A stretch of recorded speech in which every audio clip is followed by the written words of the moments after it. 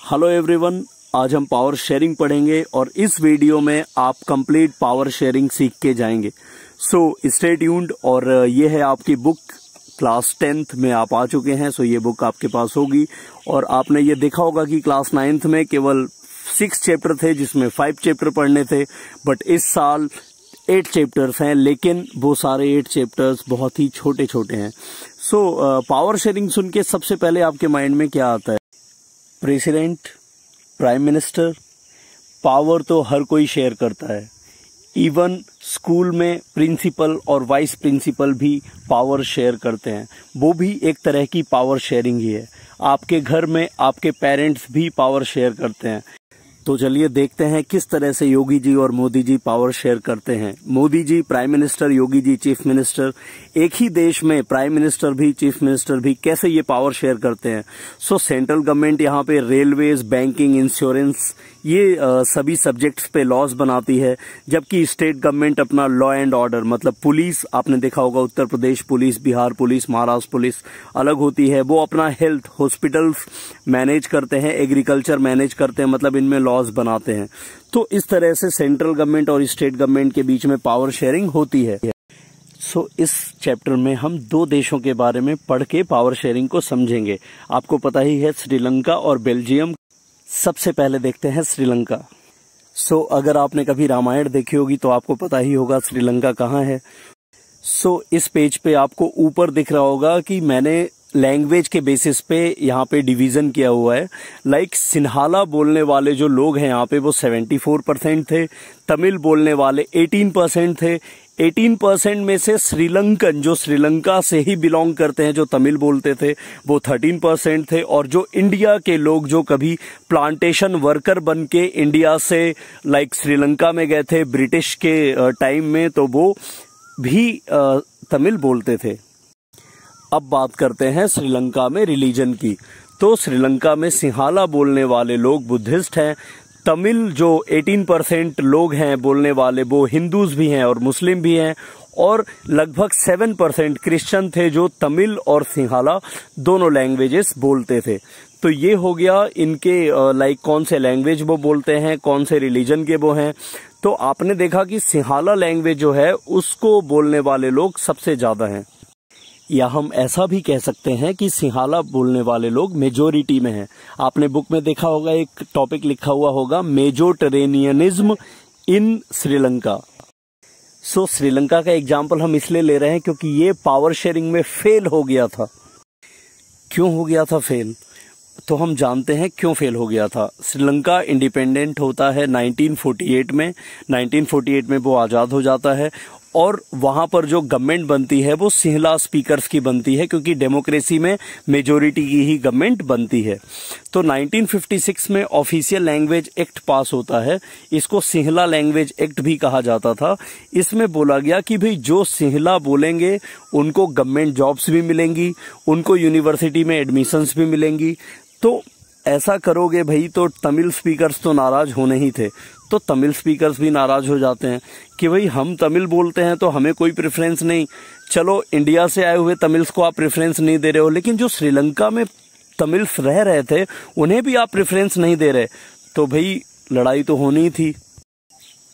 और यहाँ लड़ाई नहीं हुई, यहाँ हो गया वार, वो भी सिविल वार। सिविल वार में क्या होता है कि जो देश के लोग होते हैं वही आपस में लड़ने लगते हैं, और इतना भयानक लड़े कि उन्होंने एक दूसरे को बहुत ही ज्यादा संख्या में मार दिया। तो लगभग 1 लाख सिविलियंस मारे गए और लगभग 50,000 से ज्यादा दोनों तरफ के फाइटर्स मारे गए। मतलब इस वार में 1.5 लाख से ज्यादा लोग मारे गए। सो इससे हमने क्या सीखा कि श्रीलंका अपने देश में पावर शेयरिंग नहीं कर पाया, इसके वजह से वहां पर बहुत सारे लोगों की जान चली गई।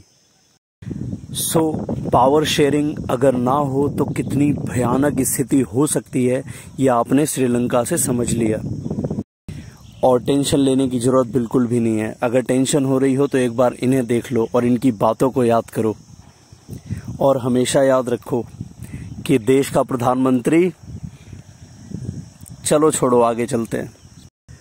आपका अगला देश है बेल्जियम, जिसे हमें पढ़ना है। और इस बेल्जियम के लोगों ने आपस में बहुत ही अच्छी पावर शेयरिंग की और पावर शेयरिंग करके अपने देश के लोगों को सेफ रखा।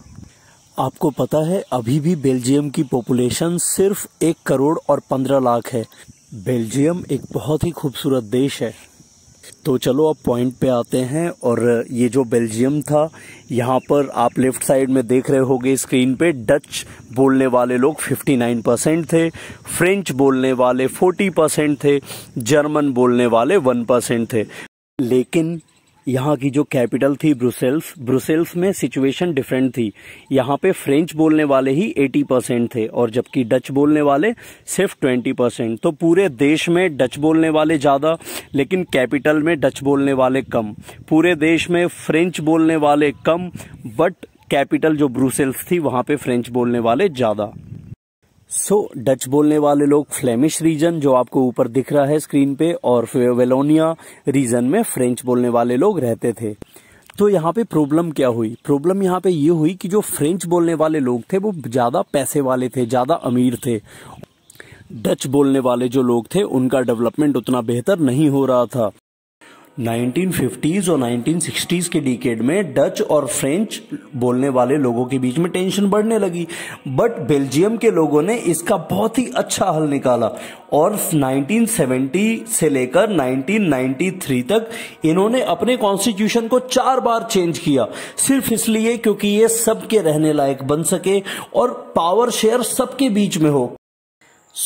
बहुत सारे सिटिंग होने के बाद फाइनली ये डिसाइड होता है कि सेंट्रल गवर्नमेंट जो देश में बनेगी उसमें फ्रेंच और डच के जो मिनिस्टर होंगे वो बिल्कुल इक्वल होंगे। फॉर एग्जांपल अगर 10 मिनिस्टर्स डच के होंगे तो 10 मिनिस्टर्स फ्रेंच के भी होंगे।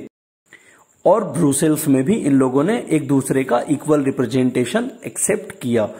इसके बाद पावर शेयरिंग से इनके देश में क्या फायदा हुआ? किसी प्रकार का सिविल वार नहीं हुआ, सभी लोग हैप्पीली रह रहे थे। इसके अलावा भी वहां पे जो गवर्नेंस हुई उसके बारे में आपको बताते हैं। वहां पे गवर्नमेंट जो बनी, सेंट्रल गवर्नमेंट, प्रोविंशियल या स्टेट गवर्नमेंट, इसके अलावा कम्युनिटी गवर्नमेंट। सेंट्रल गवर्नमेंट आप जानते ही हैं देश में एक ही होती है, जैसे हमारे यहाँ पीएम लीड करते हैं मोदी जी। प्रोविंशियल या स्टेट गवर्नमेंट जैसे योगी आदित्यनाथ हैं, ममता बनर्जी हैं वेस्ट बंगाल की सीएम, तो वो प्रोविंशियल गवर्नमेंट को लीड करते हैं। इसके अलावा कम्युनिटी गवर्नमेंट बनाई गई। और कम्युनिटी गवर्नमेंट क्यों बनाई गई? कम्युनिटी गवर्नमेंट बनाई गई जिससे डच स्पीकर से रिलेटेड जो भी चीजें होंगी वो कम्युनिटी गवर्नमेंट डिसाइड करेगी। फ्रेंच स्पीकर के लिए अलग और जर्मन स्पीकर के लिए अलग। मतलब यहां पे हमने देखा कि किस तरह से बेल्जियम ने पूरे वर्ल्ड के सामने एक ऐसा एग्जाम्पल पेश किया जिसमें पावर शेयरिंग सबसे बेहतर ढंग से उन लोगों ने आपस में पावर को शेयर किया। और जब यूरोपियन यूनियन, जो पूरे यूरोप के देशों का एक ग्रुप है, एक ऑर्गेनाइजेशन है, जैसे यूनाइटेड नेशन है पूरे वर्ल्ड में, तो जब यूरोपियन यूनियन का हेडक्वार्टर बनना था तो उसको भी ब्रुसेल्स में बनाया गया, सिर्फ इसलिए क्योंकि बेल्जियम के लोगों ने सबसे अच्छी पावर शेयरिंग की मिसाल पूरे वर्ल्ड के सामने पेश की।